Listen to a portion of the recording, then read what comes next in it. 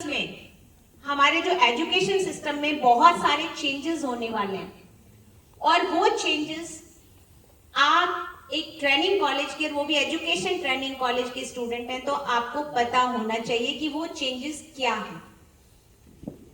एक तो जो एजुकेशन पॉलिसी में अब चेंजेस आए एक बहुत लॉन्ग पीरियड के बाद, after the year of 34 years. पुरानी जो एजुकेशन पॉलिसी हमारी चल रही थी वो 34 ईयर से कंटिन्यू चल रही थी। किसी तरह के कोई अमेंडमेंट्स नहीं थे, कुछ नहीं था, पुराने पैटर्न पे ये एजुकेशन सिस्टम चल रहा था। लेकिन जो new education policy 2020 BJP government ने जो लॉन्च करी, ये आने वाले टाइम में हमारी इंडिया की जो एजुकेशन सिस्टम है इसको बहुत कुछ चेंजेस करने वाली है।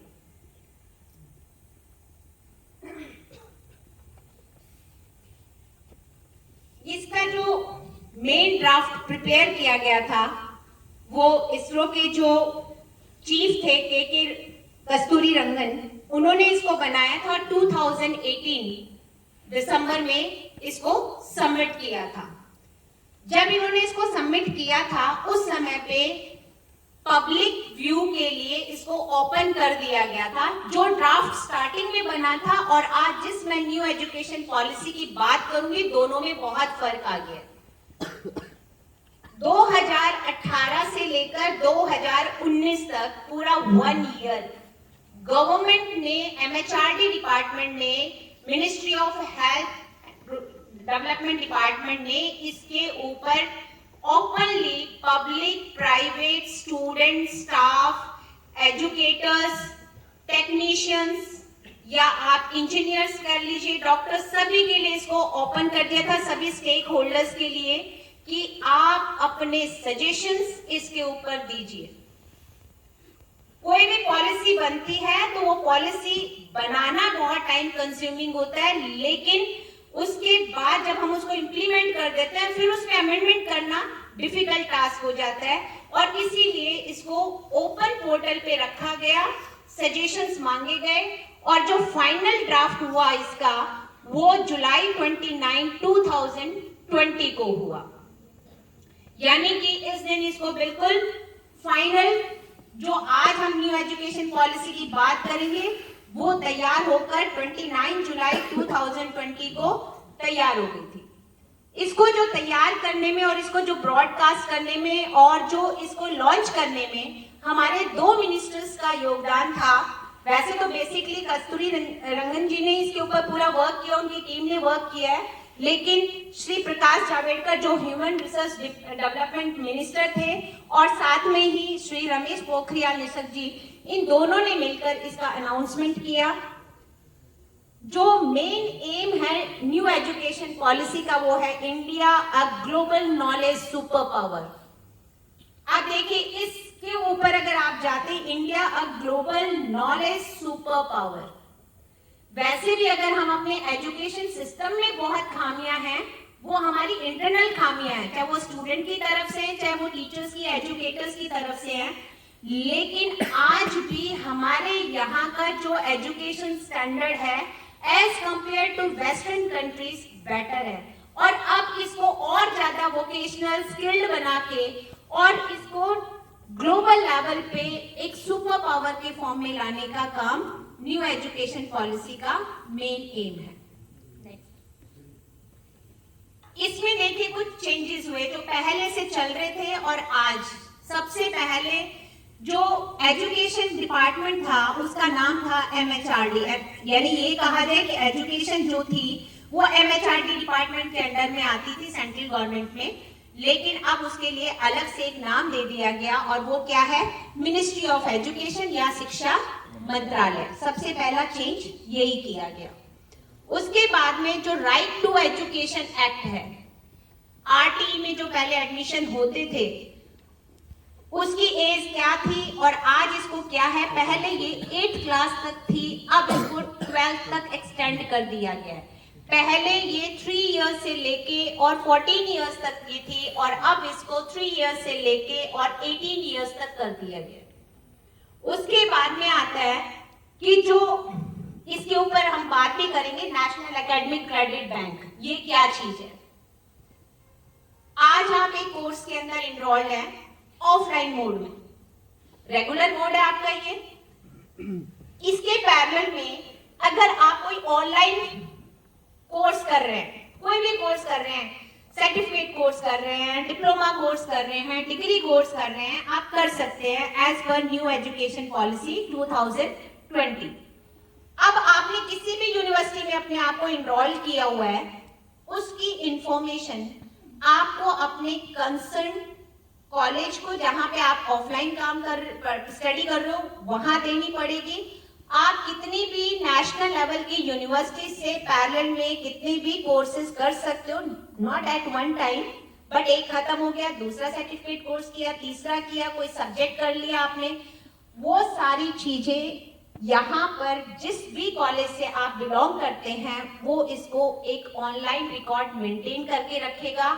और देखिए इसमें क्या लिखा हुआ है, national academic credit point, national level का, स्टेट की बात नहीं हो रही, डिस्ट्रिक्ट की बात नहीं हो रही, आप पूरे नेशन में से किसी भी यूनिवर्सिटी में अपने आप को एनरोल कर सकते हो, कितने भी कोर्सेज में कर सकते हो, बट एट वन टाइम आप 2 ही कोर्स में इन्वॉल्व हो सकते हो। उसके बाद में है कि जैसे आप हमारे यहाँ क्या है, जो पुराना पैटर्न है, पूरा as per old education policy, उसमें क्या है कि हम एवरी ईयर क्लास को प्रमोट करने के लिए क्या करते हैं, एग्जामिनेशन कंडक्ट करते हैं। बट यहाँ पर केवल 3 बार, 3rd क्लास में, 5th क्लास में और 8th क्लास में, ये मैं मिडिल तक की बात कर रही हूं, इन 3 क्लासेस में ही उसके एग्जाम्स होंगे। उसके बाद में है कि क्लास 6 ऑनवर्ड्स कोडिंग और वोकेशनल, ये कंपल्सरी हो जाएगा। इसके बेनिफिट्स आने वाले टाइम में मिलेंगे। कोडिंग स्टार्ट हो रही है तो जितने भी जो टेक्निकल डिपार्टमेंट्स हैं वो अभी एजुकेशन में वर्क बहुत कम कर रहे हैं। एजुकेशन टेक्निकल कंपनीज, या ये कहा जाए कि कोई मल्टीनेशनल कंपनीज बहुत सारी बिल्ड होंगी और इस तरह के काम में बच्चों को आगे स्किल्ड होंगे तो आगे काम मिलेगा। अब उसके बाद देखिए कि अभी एट प्रेजेंट किसी भी कॉलेज एजुकेशन में हायर अथॉरिटी क्या है, यूजीसी। अगर हम एकेडमिक कॉलेज के हैं तो हम किसके अंडर में आते हैं, यूजीसी के अंडर में आते हैं। अगर हम फार्मेसी कॉलेज हैं, मेडिकल कॉलेज हैं, या कोई मेडिकल साइंस से रिलेटेड हैं, या इंजीनियरिंग कॉलेज हैं, वो सब किसके अंदर आते हैं, एआईसीटी में। और जितने भी हम एजुकेशन वाले हैं, बीएड है, एमएड है, इंटीग्रेटेड है, ये सारे के सारे किसके अंडर में आते हैं, एनसीटीई में। लेकिन as per new education policy ये सारे के सारे तीनों के तीनों मर्ज हो गए किसके अंदर, HECI। और HECI की फुल फॉर्म क्या है, higher education council of India. यानी कि अब यूजीसी काम करेगी लेकिन वो किसके अंडर में करेगी, HECI के अंडर में। जैसे कि इसका एग्जांपल हम ले सकते हैं कि एक ट्रस्ट है, इस ट्रस्ट में अलग अलग कॉलेज हैं और हर कॉलेज के अंदर अलग अलग कोर्सेज हैं, डिपार्टमेंट हो गए। अब रूल कौन कर रहा है, ट्रस्ट कर रहा है, डिपार्टमेंट्स हो गए। अब यहाँ पर यूजीसी, एआईसीटी, एनसीटी, ये सब किससे रेगुलेट होंगी, HECI से। और HECI से ही डायरेक्टली लाइसेंसिंग रहेगी कंसर्न डिपार्टमेंट्स की। इनका काम सिर्फ क्या होगा, as a regulatory body.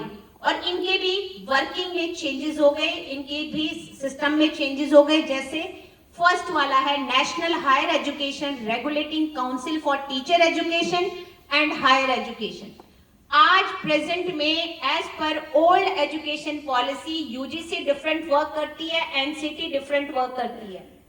UGC के अंडर में अलग कॉलेजेस हैं, एनसीटी के अंडर में अलग कॉलेजेस हैं। लेकिन अब ये दोनों ही किसके अंदर में आ गए, degree colleges plus BEd colleges या एजुकेशन कॉलेजेस, सारे के सारे NHERC के थ्रू ही रूल होंगे।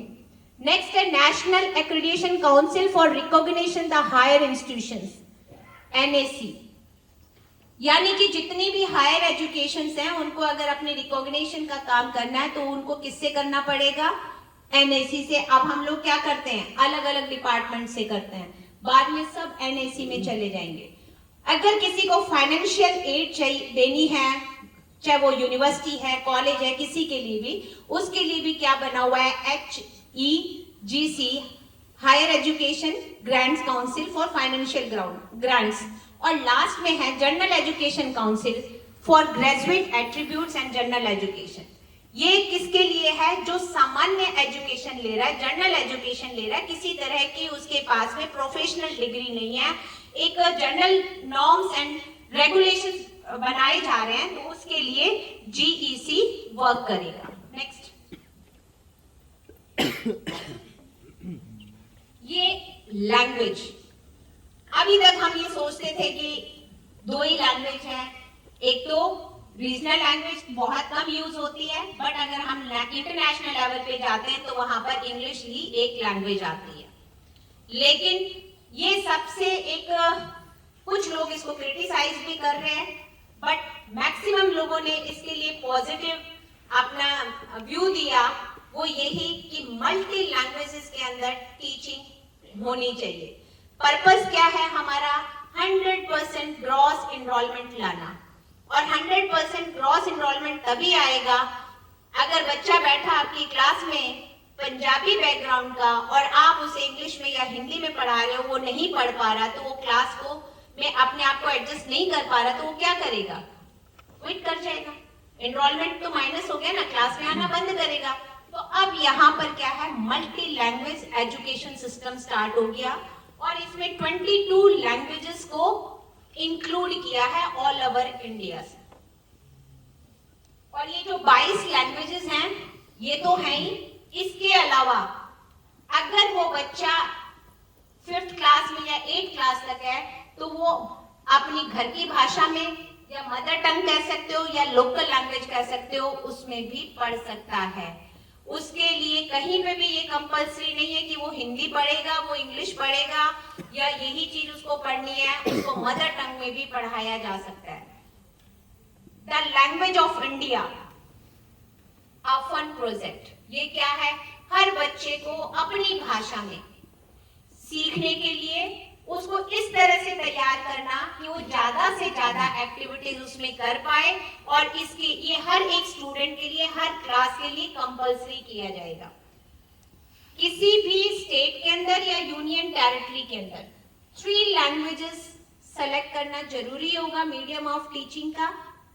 अभी तक जैसे हम 2 मानते हैं, बाइलिंगुअल मानते हैं मैक्सिमम हिंदी और इंग्लिश, या जिस स्टेट में तमिल या तेलुगु बोली जाती है तो वहां पे वो इंग्लिश और वो लैंग्वेज हो जाती है, तो 2 ही लैंग्वेजेस को लिया जाता है। लेकिन अब क्या कर दिया उसके लिए कि 3 लैंग्वेजेस कर दी, और ये पावर किसको दे दी? उस कंसर्न स्टेट को या यूनियन टेरिटरी को, कि वो डिसाइड करेंगे कि आपको वो 3 भाषाएं कौन सी रखनी है। Next, all classical language will be widely available in school options. यानी कि अभी तक अगर 12th तक अगर आप सिलेबस देखते हैं तो आपको क्या मिलता है? हिंदी, इंग्लिश, संस्कृत, पंजाबी, उर्दू। लेकिन अब यहाँ पर ऑल क्लासिकल लैंग्वेज कौन सी हो गई? जो ऊपर 22 लैंग्वेजेस दे रखी हैं, ये सारी की सारी 22 लैंग्वेजेस आपके ऑप्शंस में होंगी। आप कोई भी लैंग्वेज में आगे पढ़ सकते हैं, मतलब मीडियम ऑफ लैंग्वेज नहीं रहेगा, मीडियम ऑफ इंस्ट्रक्शन नहीं रहेगा वो, लेकिन आप एक भाषा का जो चयन करना होता है वहां पर आप क्लासिकल लैंग्वेज कोई भी ले सकते हैं। नेक्स्ट, अब देखिए कि जो एट प्रेजेंट हमारा जो सिस्टम चल रहा है या पुरानी एजुकेशन सिस्टम चल रहा है और नए में क्या कंपैरिजन है, क्या चेंजेस होने वाले हैं, और किस किस में हमने काम शुरू कर दिया है और किस में काम आने वाले टाइम में कब तक होगा। सबसे पहले अगर हम बात करें कि आज का जो हमारा सिस्टम है वो क्या है? 10+2 यही होता है ना।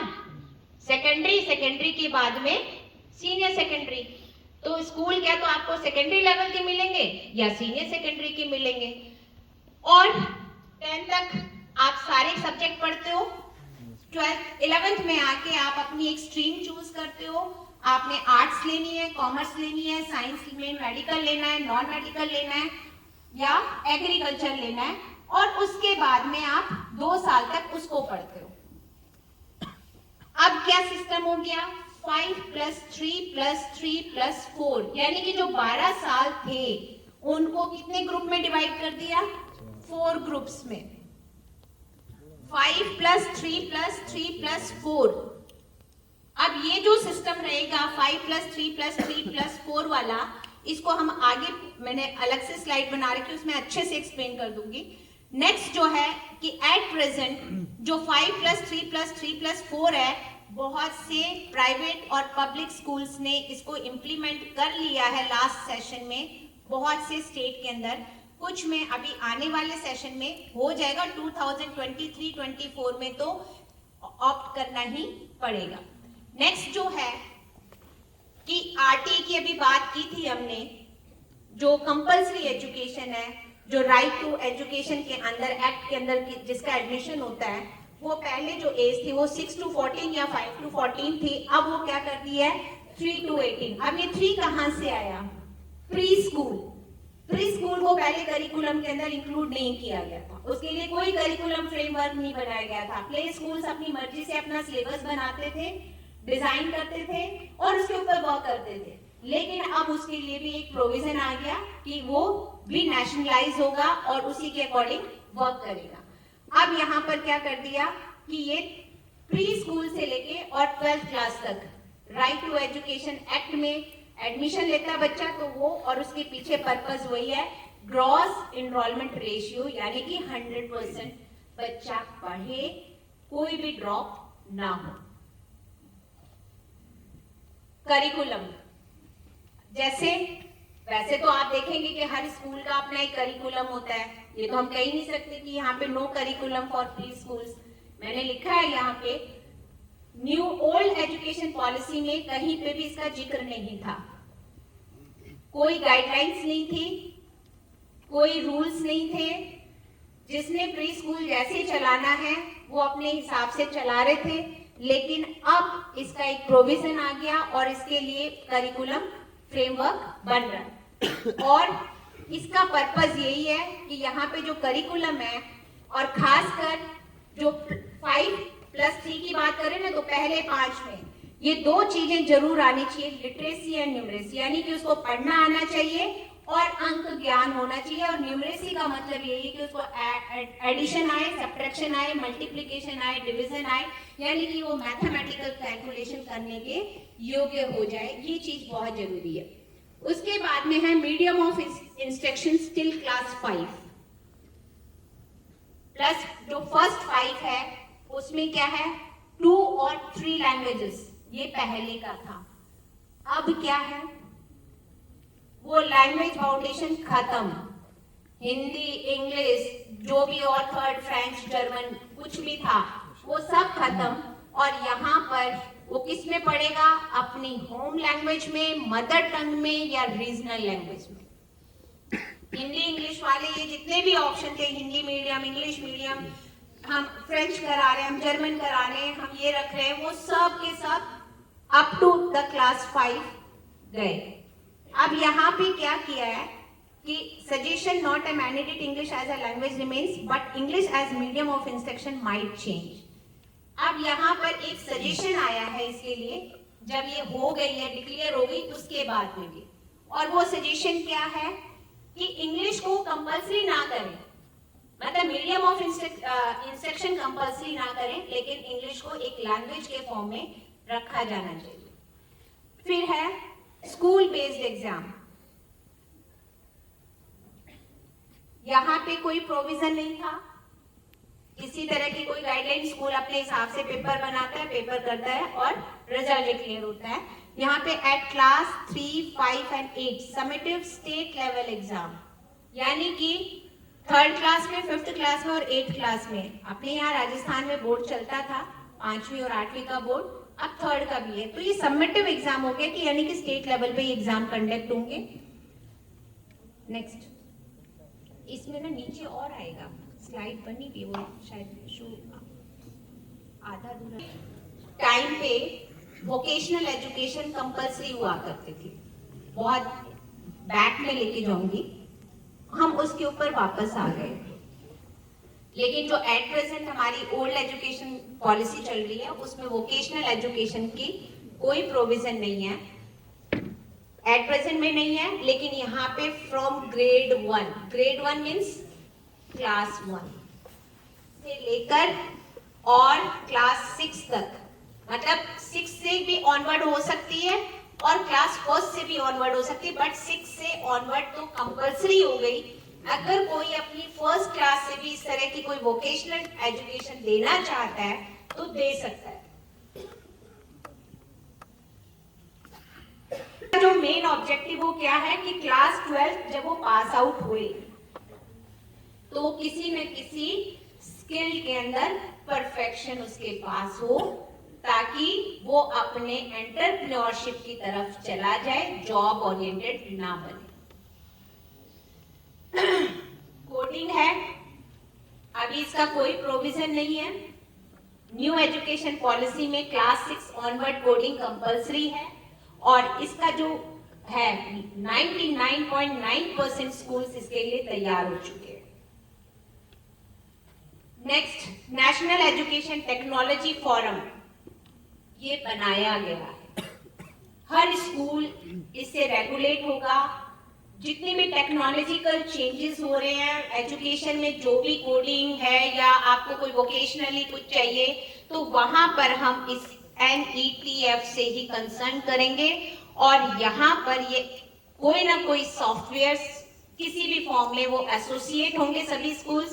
कोई जरूरी नहीं है कि कोई एक ही होगा, इसके अंडर में कोई भी कंपनी है वो इसके अंदर होगी। और इससे क्या होगा कि बहुत सारी एजुकेशनल कंपनीज को, एजुकेशन टेक्निकल कंपनीज को प्रमोशन मिलेगा। तो आप देखिए दो तरह के काम हो रहे हैं, एक तरफ तो स्टूडेंट अपने आप को प्रिपेयर कर पा रहा है और दूसरा क्या है कि इस तरह की जब कंपनीज बन जाएंगी, इस तरह के लोगों की डिमांड बढ़ जाएगी तो रोजगार वहां पे भी बढ़ेगा।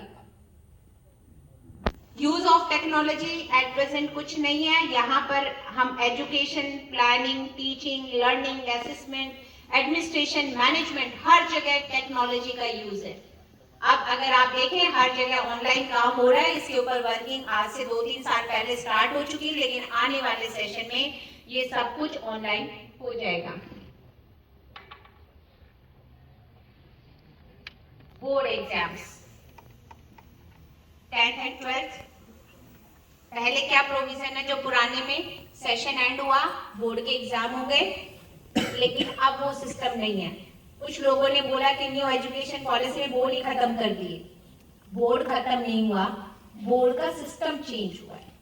अब क्या है, कॉन्टिन्यूअस कॉम्प्रिहेंसिव इवैल्यूएशन सिस्टम को लाया जा रहा है और उसमें आपके 2 बार 3 बार जितने भी होंगे वो एग्जाम्स होंगे और उसी के बेस पे आपका लास्ट जो फाइनल होगा, सिलेबस को डिवाइड कर दिया 2 पार्ट्स में, 3 पार्ट्स में या 4 पार्ट्स में, डिपेंड करेगा कि स्टेट वाइज वो कैसे इसको करते हैं। और CBSE और ICSE ने इसके ऊपर वर्किंग कर दी है।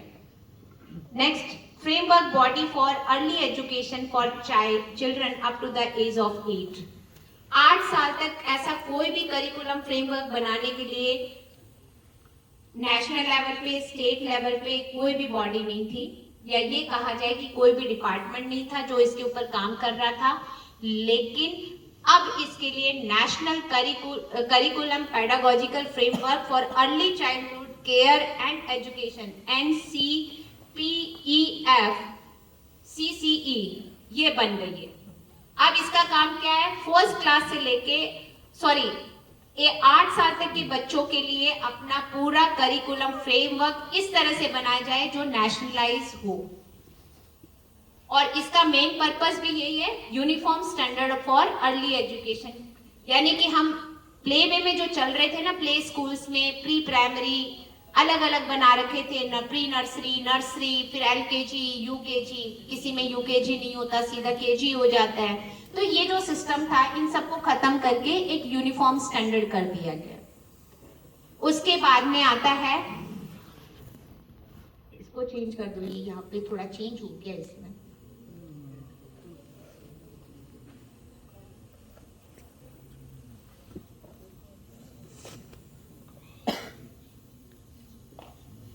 रिपोर्ट कार्ड्स की बात करें तो यहाँ पे होलिस्टिक इवैल्यूएशन विद 360 फीडबैक, ये क्या है? यहां से कोई होलिस्टिक डेवलपमेंट की बात करते हैं तो क्या है इसका मतलब? ऑलराउंड डेवलपमेंट की बात होती है ना। अब ऑलराउंड डेवलपमेंट को रिप्लेस कर दिया विद होलिस्टिक इवैल्यूएशन, और यहां पर भी 360 फीडबैक। वो 360 फीडबैक क्या है?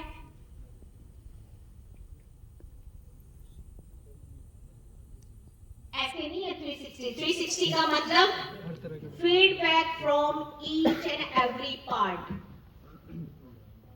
जितने भी हमारा ड्यूरेशन है, जितने भी उसमें इन्वॉल्व हैं, उस बच्चे से कनेक्टेड सभी की फीडबैक कहीं ना कहीं वर्क करेगी। एक कंप्लीट फॉर्म में फीडबैक लेना, जिसको 360 का एंगल बनाते हो तो कैसा बनता है? स्ट्रेट लाइन बनती है, कैसी बनती है? सर्किल बनता है। तो इसका मतलब कोई भी ऐसा एस्पेक्ट इग्नोर्ड नहीं होगा जो उसके इवैल्यूएशन में हेल्प ना करे। अब वो एस्पेक्ट कौन कौन से हैं? आपकी जो मेन कोर सब्जेक्ट है वो तो है ही है। जैसे सुबह आपको प्रेयर के लिए कहा जाता है, आपको कल्चरल के लिए कहा जाता है, सेमिनार्स के लिए कहा जाता है, स्पोर्ट्स के लिए कहा जाता है, या कोई अदर प्रेजेंटेशन के लिए कहा जाता है।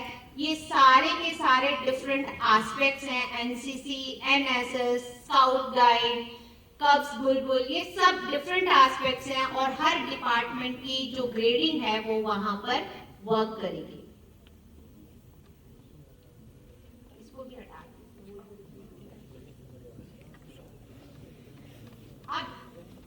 मैंने अभी बताया था कि जो न्यू एजुकेशन का जो बोर्ड सिस्टम है 10th एंड 12th का, वो जो 2023 में, अब ये बिल्कुल नए के बेस पे ही आगे जो कमिंग सेशन में 2023-24 में होगा वो इसी पे ही होगा। इसको आगे कर दो, स्कूल का है ये अपने काम करनी, और आगे कर दो। नहीं, मैंने इसके अलग से, हाँ आगे कर दो। एक मिनट लेना, ये पहले वाली स्लाइड बता दिए। अब देखिए जो हायर एजुकेशन जिसके अंडर में हम आते हैं, अभी क्या होता है कि जैसे आपने किसी कोर्स में एडमिशन लिया, किसी कारण से आप 1 साल बाद में उसको क्विट कर देते हो, आगे कंटिन्यू नहीं रहना चाहते, आपको पसंद नहीं है, आप कहीं और जाना चाहते हो या आप कुछ और करना चाहते हो, तो आपने फीस भरी, 1 साल पढ़ा, वो क्या हुआ? पुराने पैटर्न के बेस पे वेस्ट हो गया। लेकिन यहाँ पर क्या है कि अगर आपने कोई भी ग्रेजुएशन प्रोग्राम में एडमिशन लिया है, चाहे वो 3 इयर्स का है या वो 4 इयर्स का है, अगर आपने फर्स्ट ईयर में उसको क्विट कर दिया फर्स्ट ईयर करके, तो वो आपका खराब नहीं जाएगा। वहां पर आपको सर्टिफिकेट कोर्स की डिग्री, मतलब सर्टिफिकेट का, उसका एक सर्टिफिकेट मिलेगा, आपका वो सर्टिफिकेट कोर्स हो गया। अगर आप उसमें 2 साल कंटिन्यू रहते हो, फिर उसको छोड़ते हो, तो वो डिप्लोमा हो गया। और अगर आप 3 ईयर कंटिन्यू रहते हो तो वो बैचलर डिग्री हो गई। अगर आपने बैचलर डिग्री 3 इयर्स में एडमिशन लिया है, ये भी 2 तरह की डिग्री होंगी बैचलर की, 3 इयर्स एंड 4 ईयर। और चौथा है multi disciplinary bachelor degree. After completing 4 years, तो ये जो है ना, ये अपने आप में जो 4th ईयर होगा इसका, ये किस पर्पस पे होगा? रिसर्च के लिए। 3 इयर्स तक डिग्री करोगे आप, 4th ईयर में रिसर्च का वर्क होगा, यानी कि वो क्या हो गया? मल्टी डिसिप्लिनरी, यानी कि एक साथ में आप 2 या 3 तरह की डिग्रीज को इंक्लूड करके 4 ईयर प्रोग्राम में एडमिशन ले लो। जैसे इंटीग्रेटेड की बात करते हैं, BA, BEd, BSc, BEd, 2 degree है, मल्टीपल डिसिप्लिन हो गई, बीए भी कर रहे हो, बीएड भी कर रहे हो। अभी 4th ईयर में कोई रिसर्च नहीं है, लेकिन न्यू एजुकेशन पॉलिसी में आईटीपी का जो फ्रेमवर्क बन रहा है उसमें ये सब चीजें आ रही हैं। जो मेन चीज है, multiple entry and multiple exits. जब चाहे आप एंटर कर सकते हो, जब चाहे आप छोड़ सकते हो। आपने एडमिशन लिया, आपको नहीं करना, आप एग्जिट कर गए। अब आपका मन है, आपको करना है आप उसमें एंटर कर गए। कोई हार्ड एंड फास्ट वाला सिस्टम नहीं रहेगा, कभी भी आप क्विक कर सकते हो और कभी भी आप एंटर कर सकते हो।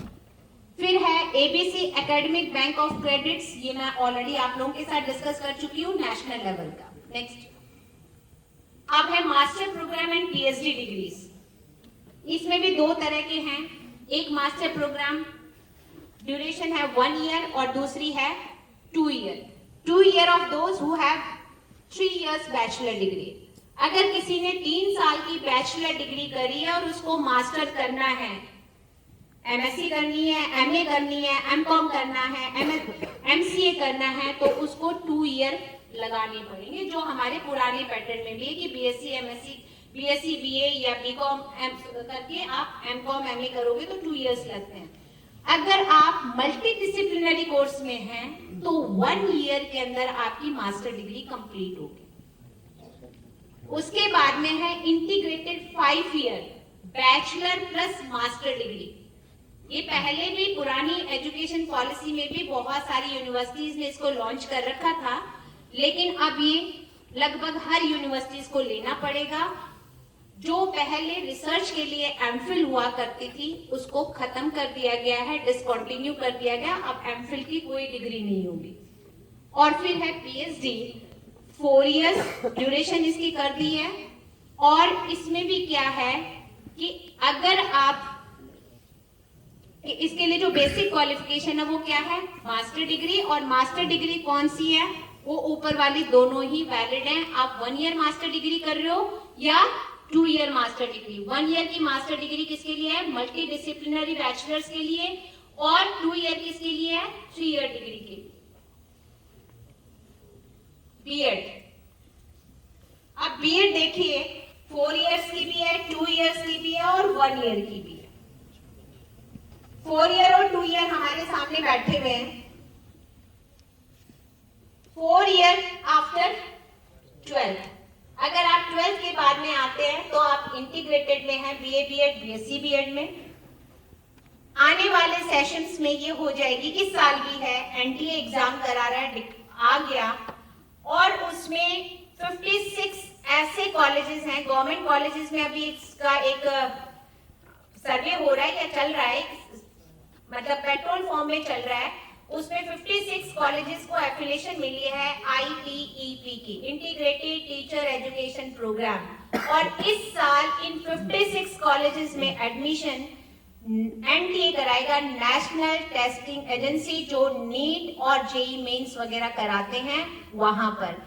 आने वाले 2024-25 में जब वो सक्सेस हो जाएगा पेट्रोल, उसके बाद में जितने भी इंटीग्रेटेड कॉलेजेस एट प्रेजेंट हैं वो आईटीपी में कन्वर्ट होंगे। उसके लिए कुछ क्राइटेरियाज हैं, वो उस इंस्टीट्यूशन को, यूनिवर्सिटीज को फुलफिल करने पड़ेंगे, तभी वो आईटीपी में एंट्री करेंगे। यानी कि आने वाले सेशंस में जो इंटीग्रेटेड में एडमिशन लेगा, बीएड में एडमिशन लेगा, चाहे वो 2 ईयर है या 1 ईयर है, सब एनटीए के थ्रू होगा।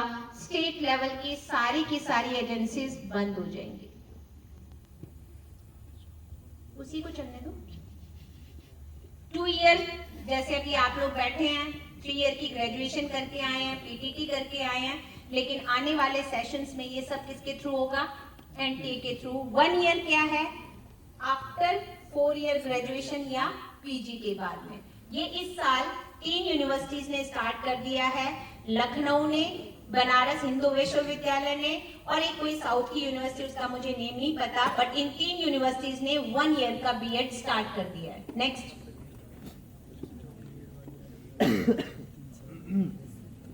न्यू एजुकेशन पॉलिसी के अंदर उसी के बेस पे जो हमारा NCTE है, अब वो किसमें मर्ज हो गया, new and comprehensive national curriculum framework के साथ में, और ये 2021 से इसके ऊपर वर्क करना स्टार्ट कर दिया।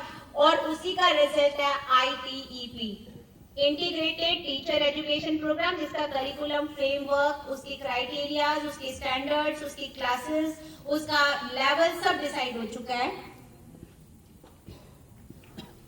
ये भी हो गया। जो मेन पॉइंट है, ET, teacher eligibility test.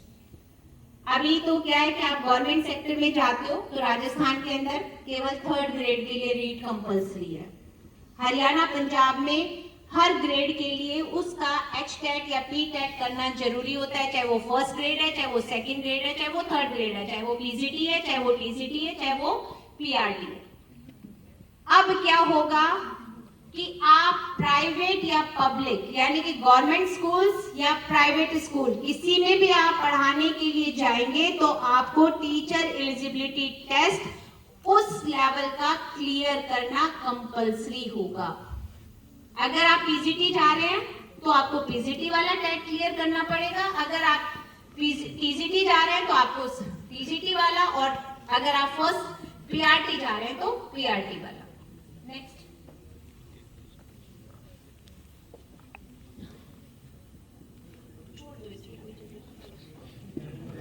Thank you.